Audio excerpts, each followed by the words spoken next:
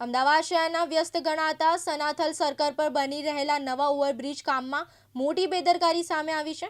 વિકાસના કામોની ઉતાવળમાં શ્રમિકોના જીવને નેવે મૂકવામાં આવતા હોવાનું ચિત્ર સ્પષ્ટપણે દેખાઈ રહ્યું છે।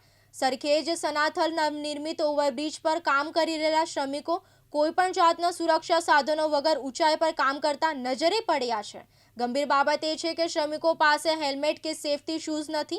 ઊંચાઈ પર કામ કરતા છતાં નીચે કોઈ સેફટી નેટ લગાવવામાં આવી નથી। શ્રમિકો જીવના જોખમે પૂરજોશમાં કામ કરી રહ્યા છે।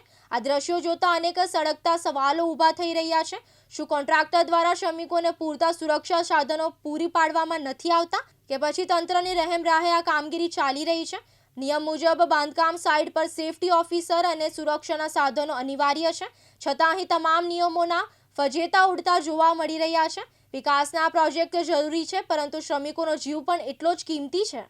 તો શ્રમિકનો જીવ જીવનથી એ પંક્તિ અહીં સાર્થક થતી લાગે છે કે કામ પૂરું કરવા માટે ગરીબ શ્રમિકોના જીવને જોખમમાં નાખવામાં આવી રહ્યા છે। હવે જોવાનું એ રહે છે કે આ અહેવાલ બાદ તંત્ર જાગશે કે કેમ અને જવાબદાર કોન્ટ્રાક્ટર સામે પગલાં લેવાશે કે નહીં।